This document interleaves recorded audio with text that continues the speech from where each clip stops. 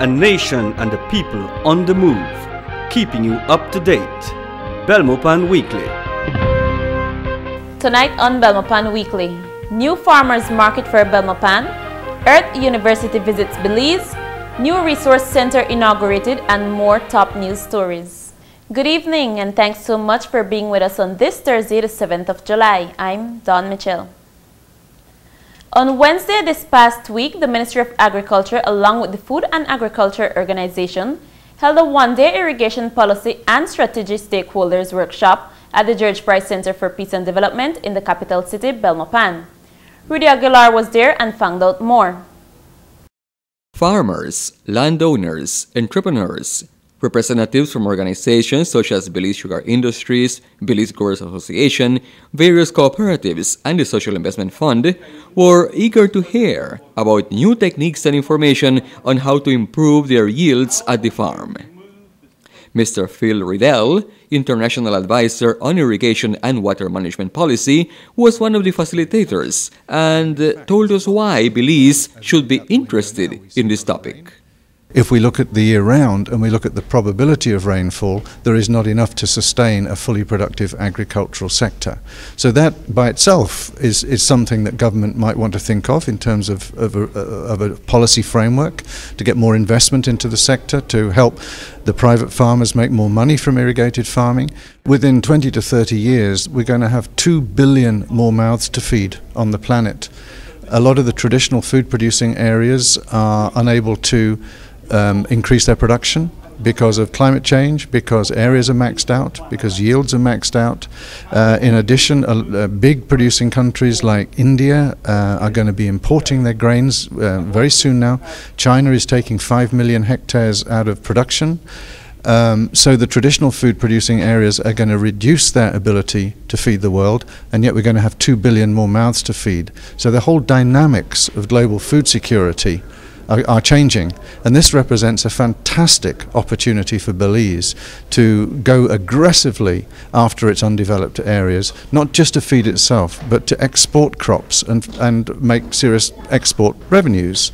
For his part, Minister of Agriculture and Fisheries, Honorable Rene Montero, said that Belize, with a small market, can easily be inundated with grains, produce, rice, or other food commodities. But this should not be the case. The target should be to capitalize on our agriculture potential and capture regional markets for grains or rice or fruits and or other commodities. These are, however, have to be produced economically, competitively, and be of a consistent quality, as markets are very demanding and forgiving nowadays. Presently, the partial scope agreement with Guatemala and the CARICOM market offer great opportunities in grains and pulses.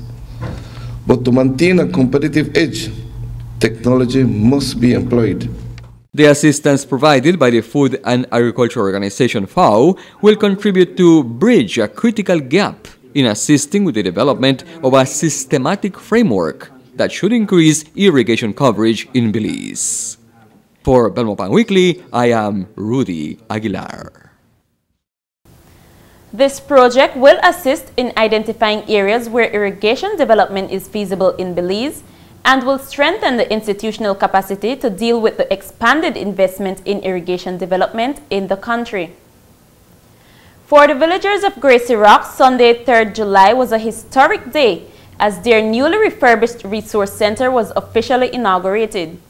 Our team from Peace Office was there and has this report. As we traveled to the riverside village of Gracie Rock, there was much anticipation as we met with some excited members of the community as they celebrated the inauguration of their newly refurbished resource center. We are very happy that our multipurpose center is refurbished and fixed. With this multipurpose center, a lot of people have been asking us when we're gonna have function, because a lot of people from Belize City and all over, whenever we have a function here, they love to come at the back here and have fun at the back here, especially when the water is very low. That's one of the main purpose that we are very happy that our multipurpose building has been finished. Also, they carry out weddings, and sometimes they do funerals and stuff in the center also. It comes in handy for those reasons also. They help mobile clinic. They usually come and set up their little clinic there, and the villagers, they come right here too. It's very useful that it is finished. The keynote address was delivered by Honorable Michael Hutchinson, Minister of State in the Ministry of Local Government and Rural Development, and area representative for the Belize Rural Central, who spoke on the purpose of the center. Whether it is for the purpose of education, healthcare, entertainment, or other community development activities, this multipurpose building will serve all these purposes. It will provide opportunities for our village council, our school, churches, women groups, youth groups, and other individuals to conduct activities that will benefit this community both economically and socially. This is therefore a great achievement for this village. We also spoke with a lady affectionately called the Governor General of the village, Mrs. Laurel Young, who emphasized the importance of the center to the community. That's a place where everybody shelter when hurricane. And if we have fire, that's where they shelter. If we have a funeral, that's where they shelter. If we have wedding, that's where we have our weddings. So it will be a better opportunity for us now. We have no fear of nothing now, because we can handle anything that comes to Gracie Rock. And people love Gracie Rock. They come out here special for fun. For Belmopan Weekly, I am Claudia Grouch. The Social Investment Fund, SIF, was the principal patron in this endeavor and allocated approximately $174,000 in refurbishing the Gracie Rock Resource Center. Refurbishing included repairs to the roof, electrical works, a potable water supply, painting, and finishing works. We'll be right back with more Belmopan Weekly in a moment. Stay with us.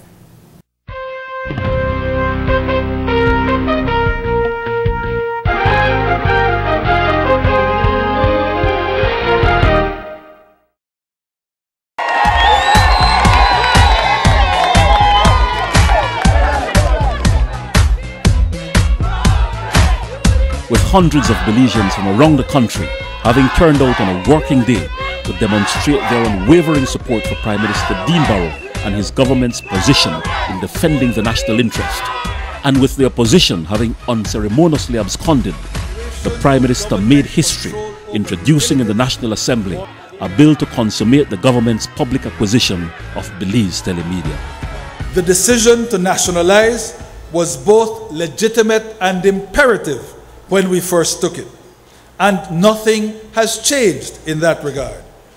If anything, last week's threats to workers and the efforts to injure the economy and disrupt the provision of an essential service show that the circumstances demanding nationalization have become even more exigent.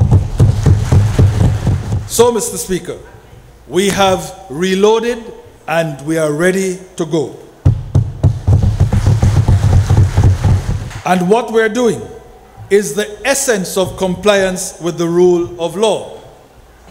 We don't agree with the Court of Appeal, but we are bound by its decision. We therefore act now in accordance with those Court of Appeal dictates.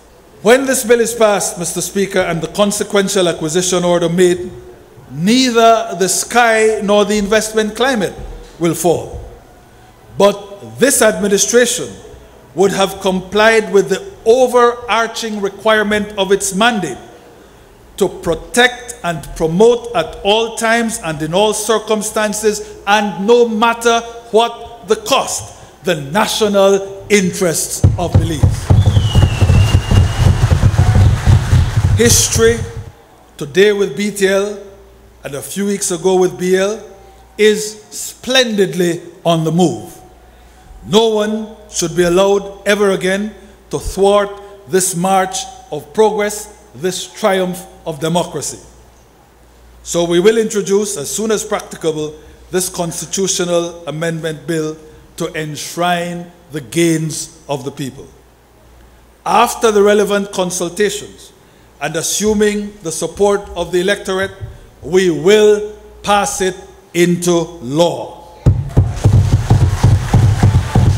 And we will thus complete what will no doubt be seen as the best work of this first term of the United Democratic Party government.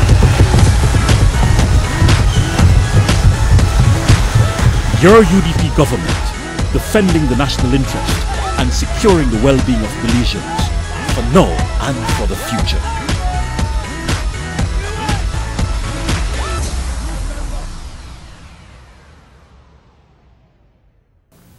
Last week, the Fisheries Department met to launch the implementation of the Managed Access Catch-Shears project and the inauguration of the new fisheries licensing system at the Fisheries Department Conference Room in Belize City.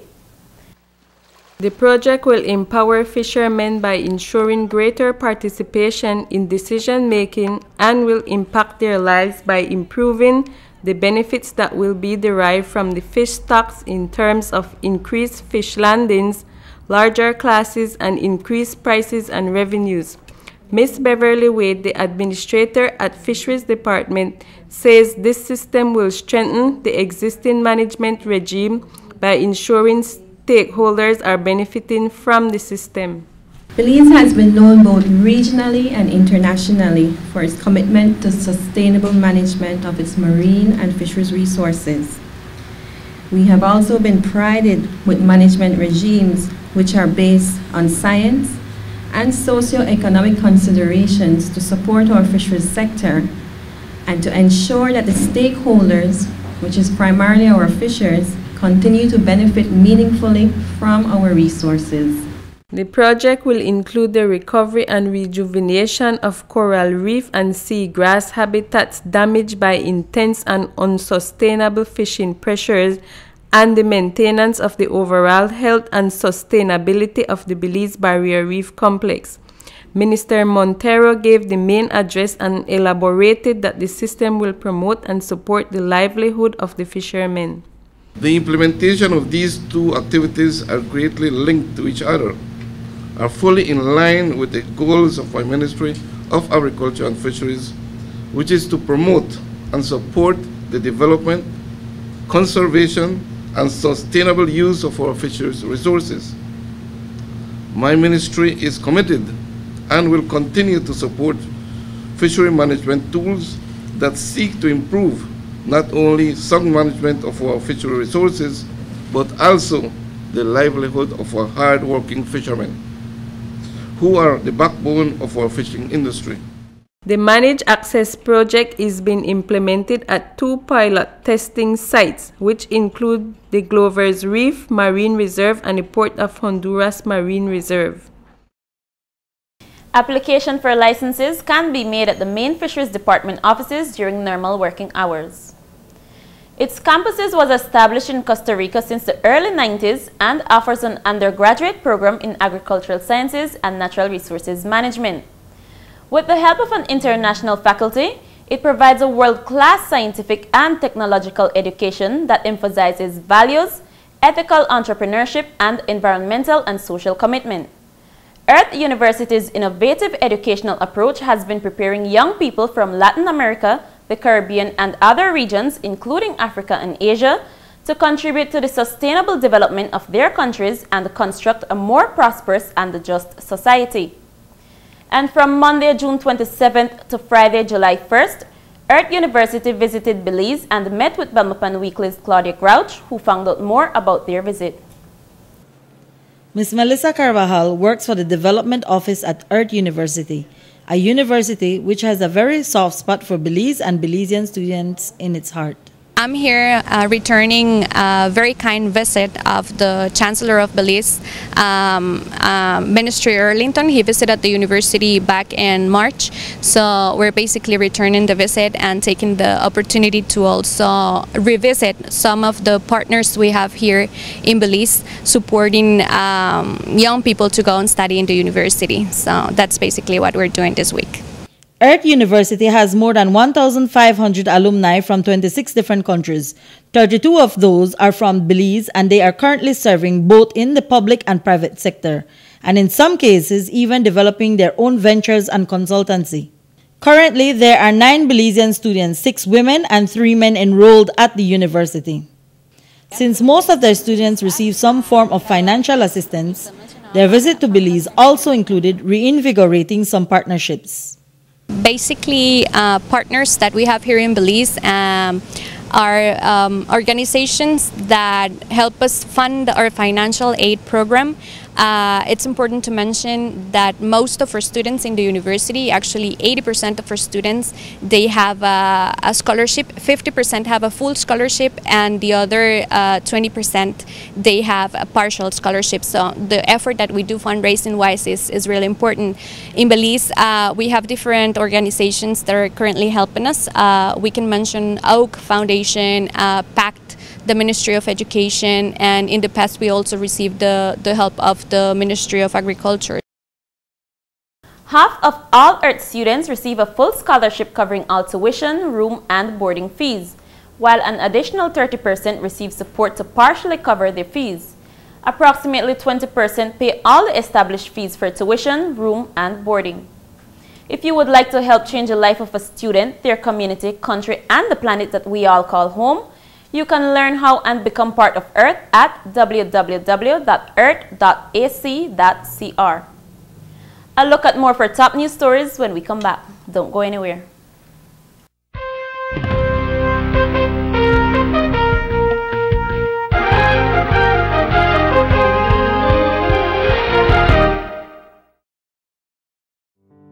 What if a disaster strikes without warning? What if life, as you know it, is completely turned on its head? What if everything familiar becomes anything but? Before a disaster turns your family's world upside down, it's up to you to be ready. Get a kit, make a plan, be informed today. Learn how at www.nemo.org.bz. Every year, thousands of people travel to foreign countries because of a promise for a better life. Many times, however, the promise of better wages, a better job, and a better life for themselves and their families turns out to be a lie. They become victims of human trafficking. You could be a victim of trafficking if your employer or someone acting on his or her behalf is holding your passport, cedula, birth certificate, or other travel documents with or without your consent.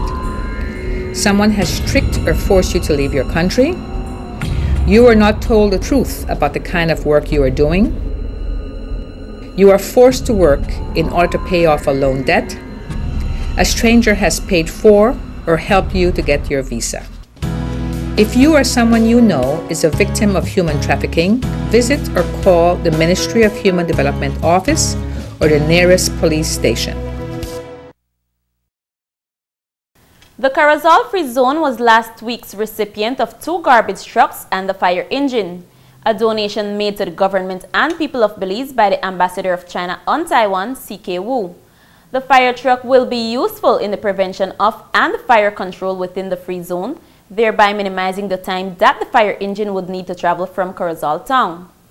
The sanitation service will be improved by the environmental program with the donation of 2 garbage compactor trucks, thus ensuring the timely collection and disposal of garbage. On the subject of donations, His Excellency Wu also this week in Belmopan donated medical equipment to the Ministry of Health. The list of medical equipment includes 1 patient monitor, 1 automatic tourniquet, 1 basic orthopedic set, 1 hernia set, 2 laparotomy sets, and 3 plastic suture sets. The total value of the medical equipment is $690,866 Belize dollars. Ambassador Wu took advantage of the occasion to convey to the government and people of Belize the continued support and friendship from the government of China on Taiwan. The Belize Hotel Association held its 12th annual general meeting on June 30th, 2011 at the Black Orchid Resort in Barrel Boom in the Belize district. Among the hotel owners and other distinguished guests, the Minister of Tourism Honorable Manuel Heredia was present, and also the Director of Administration and Projects at Beltrade, Melanie Gideon. She was amongst one of the few presenters. Ms. Gideon emphasized Beltrade's second year of involvement in building a closer partnership with BTB and the Ministry of Tourism under the guise of a Memorandum of Understanding, a tripartite partnership in focusing Beltrade's attention in investment promotion working with BTB. Since BTB has a master plan, using that master plan to guide investment in key areas that they have outlined. This is another example of Beltrade working with the tourism industry and other key industries for the economy to be able to offer more relevant services. Beltrade reiterated that their presence is a clear example of working closer to the tourism industry in regards to promoting investment into the industry in terms of foreign investment, but most importantly, to encourage local entrepreneurs to invest in our tourism industry. Up next, more Belmopan Weekly. Stay with us.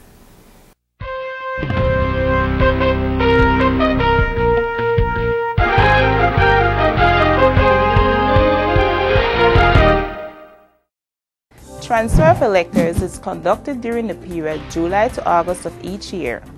In accordance with Section 59(1) of the Representation of the People Act, Chapter 9, where a registered person changes his place of residence from one division to another, he shall, after he has resided for a minimum period of 2 months at his new address, give written notice thereof in Form 17 of the 5th Schedule to the registering officer of the division in which he now resides.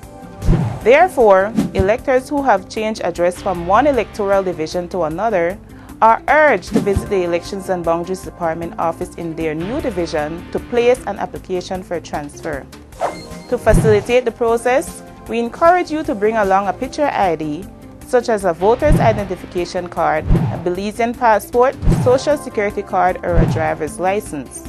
For more information on the transfer process, visit any of our Elections and Boundaries Department offices or log on to our website at www.elections.gov.bz. The Elections and Boundaries Department takes this opportunity to invite those persons who have reached the age of 18 and others who are not yet registered and are eligible to come into the Elections and Boundaries Department office in their respective area and apply to be registered.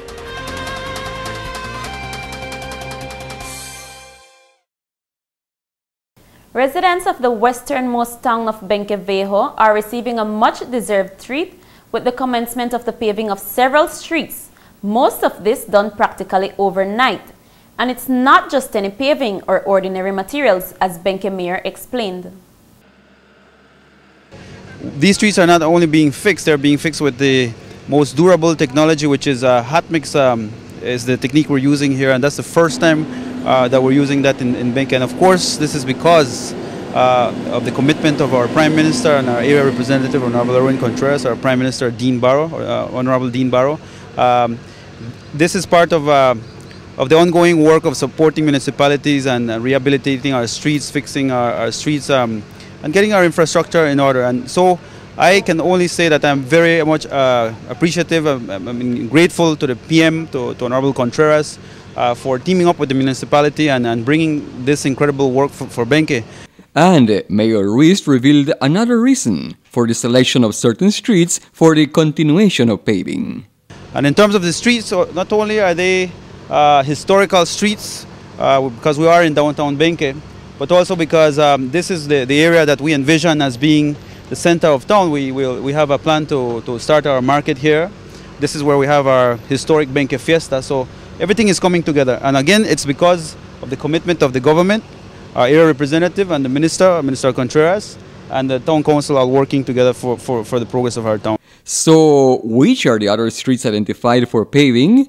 And what can we expect in the immediate future in terms of more improvements for Benque Viejo? Right now we're in the first phase of streets. Again, this is what we envision as being the most traffic part of the town, the most heavily trafficked part of the town.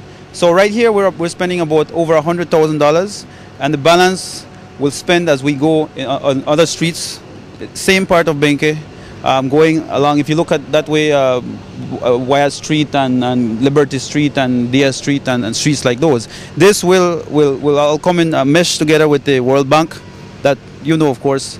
And so by the time that, let's say by the end of this year, all the downtown streets we envision will be incredibly, this will be the first time we'll have those streets well fixed, all paved, and that's only because of this government. I need to stress that. For Belmopan Weekly, I am Rudy Aguilar. The cost of the much-awaited paving and beautification of Benke streets is being funded through a loan from the World Bank.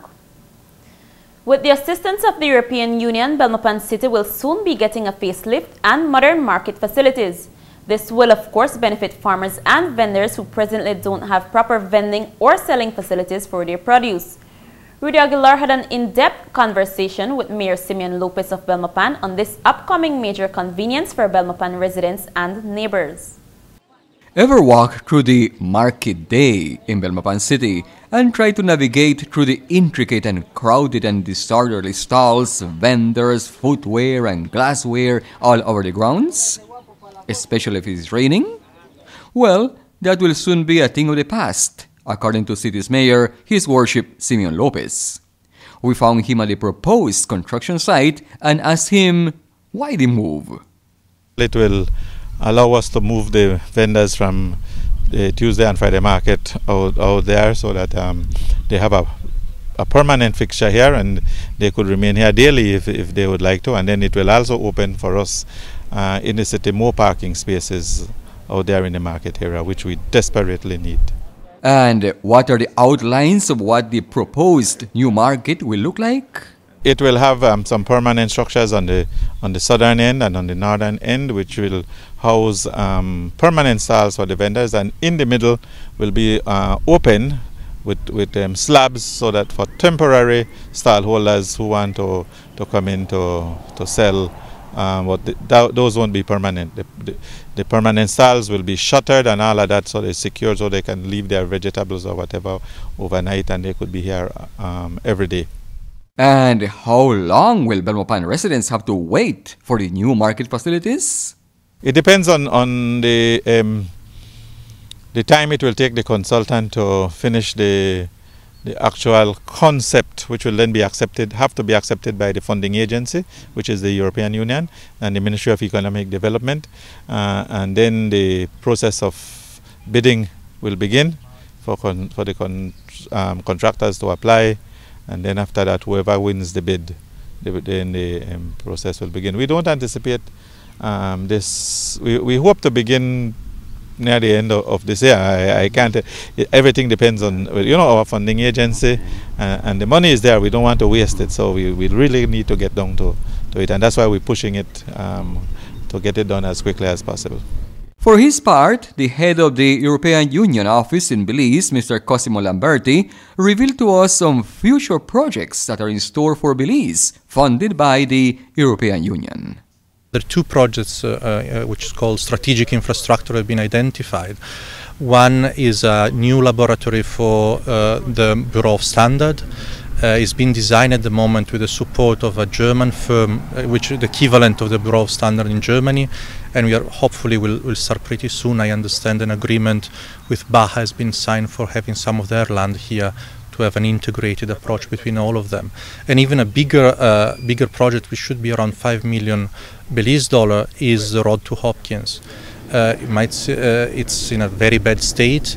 We identified the need for roads, and we decided to focus on a main project. Hopkins is another community which is growing. A lot of tourists that go there, and one of the main complaints, both from the tourists and the residents, have been the road. On that, I think the first consultancy took place last Wednesday in Hopkins, and we will meet again with the village council and the residents on Sunday to exactly understand what is Hopkins Road, because sometimes there are different ideas of where it starts and where it ends, and even what to do if some funds are left aside from the design. There are no designs at the moment. Ministry of Works is working on the design for the roads, and we will move from there. This might leave us with a little bit of funds maybe for another market, A number of sites, a number of places have been consulted. There is Independence to ready some design, Punta Gorda as well, and we'll see between the two of them if there are funds left where we can intervene. For Belmopan Weekly, I am Rudy Aguilar. 67 small vendors and 46 medium-sized vendors presently make their presence felt on the popular market days in Belmopan. Well, that's it for another edition of Belmopan Weekly. Thanks for tuning in. If you want to provide feedback or send in your comments, please feel free to email us at production@pressoffice.gov.bz. We look forward to hearing from you. Have a great week. Until next time.